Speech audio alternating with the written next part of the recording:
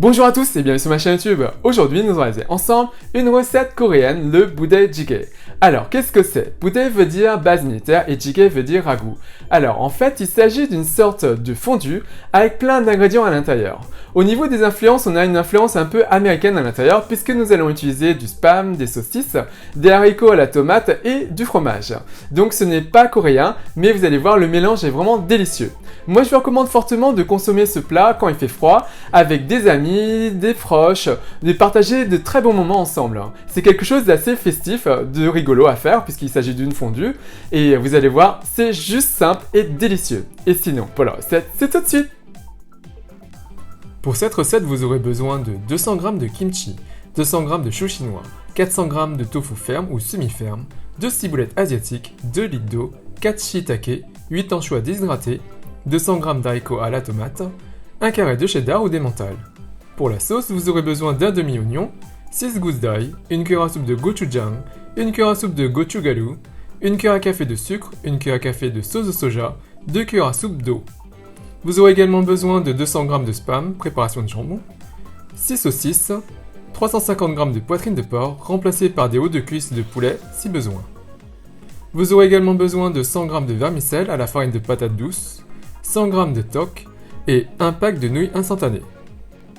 Donc tout d'abord, concernant les anchois séchés, ils se présentent comme ceci. On enlève la tête et on va enlever l'appareil digestif, c'est-à-dire toute la partie noire.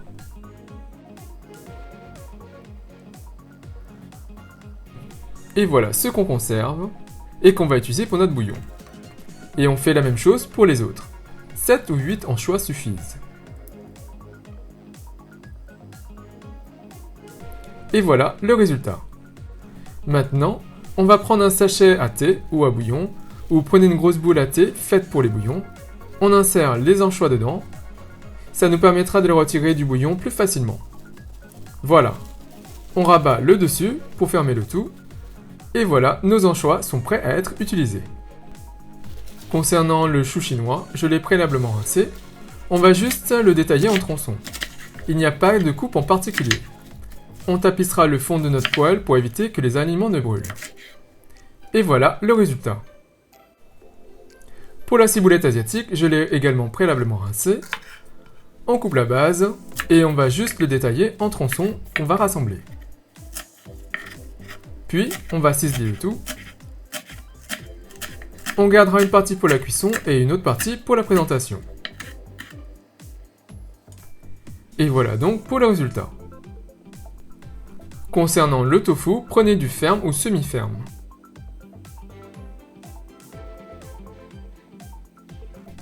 On le coupe en deux et on va en faire des tranches de la taille d'une bouchée. Donc on coupe.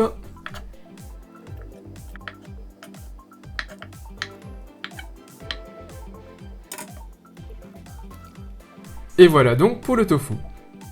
Pour l'ail, on l'écrase avec la lame du couteau. On coupe l'extrémité et on retire facilement l'enveloppe extérieure. On fend en deux et on retire le germe si besoin.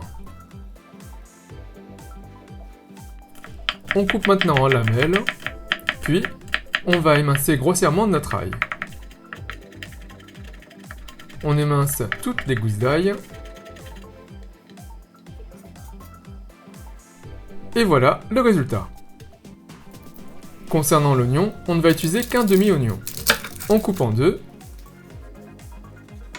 Et après avoir enlevé la partie extérieure, on va juste détailler en lamelles, ou en gros tronçons. Il n'y a pas de coupe en particulier.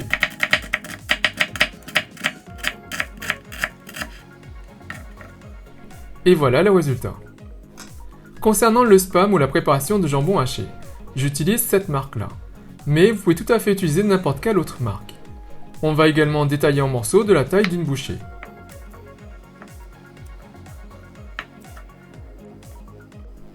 Voilà. Pour les saucisses, on va juste les couper en morceaux également. Je les coupe en 4, mais si vous utilisez une grosse saucisse, faites juste des tranches. Et voilà donc le résultat pour le spam et les saucisses. Concernant la poitrine de porc, j'ai un beau morceau. Si vous ne mangez pas de porc, utilisez des os de cuisse de poulet que vous allez désosser. On coupe en morceaux.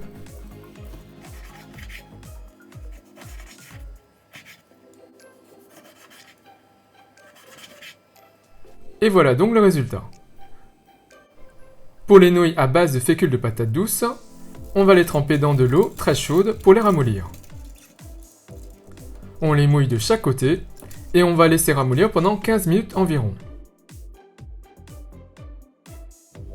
Ça vous donnera des nouilles souples comme ceci au bout de 15 minutes.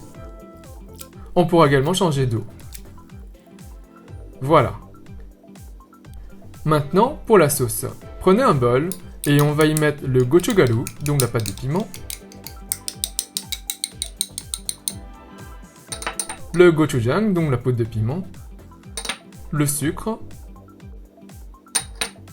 les 2 cuillères à soupe d'eau, la sauce de soja, l'ail émincé, et on va juste mélanger le tout de façon homogène. Si vous voulez une sauce beaucoup plus épicée, mettez 2 cuillères à soupe de gochujang. Et voilà, notre sauce est prête à être utilisée. On va maintenant préparer notre bouillon. Prenez une casserole, remplissez d'eau aux 2/3 et portez le feu à feu fort. Il y a ici 2 litres d'eau. On y dépose notre sachet d'anchois, nos shiitake, ainsi que la poitrine de porc.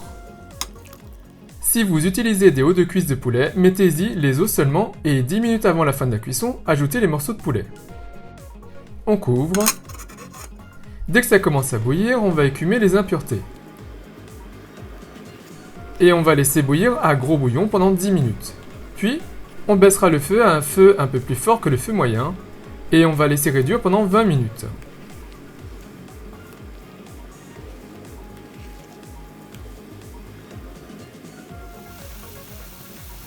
Donc au bout des 10 minutes, on couvre donc.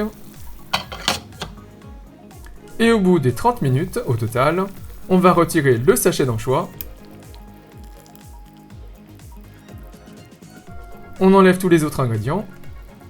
Et concernant les champignons, vous voyez le pied? On va le couper et on va ciseler le champignon en gros tronçons. On peut également filtrer le bouillon si besoin. Passons à l'assemblage.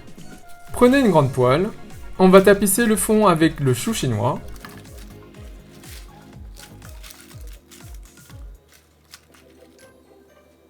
On y dépose le kimchi, les oignons, la ciboulette, les morceaux de poitrine de porc,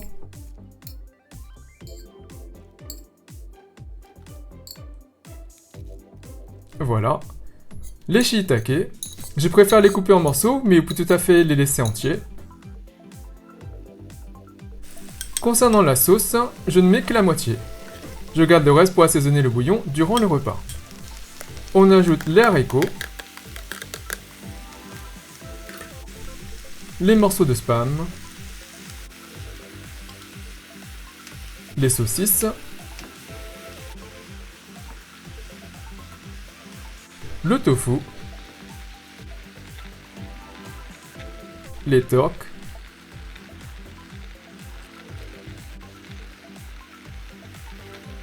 les vermicelles,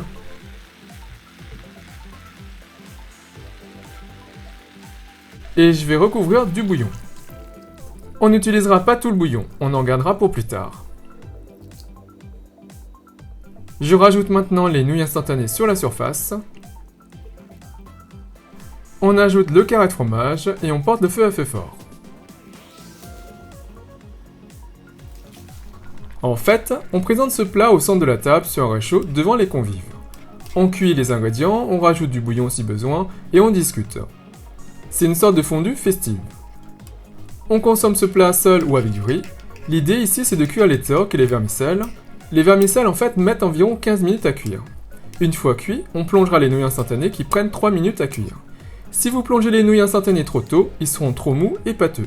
Donc surveillez le temps de cuisson selon les ingrédients. Sinon, vous pouvez tout à fait choisir de mettre les nouilles instantanées à la fin. Si votre bouillon s'évapore trop vite, ajoutez du bouillon que vous avez mis de côté. Si ce n'est pas assez piquant, mettez de la sauce.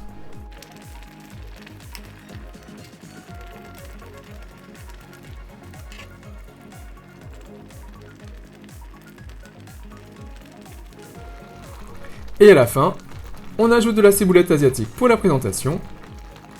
Et regardez-moi tous ces ingrédients. Que de bonnes choses. Miam. Je salive déjà. Cette recette est faite pour 3 personnes.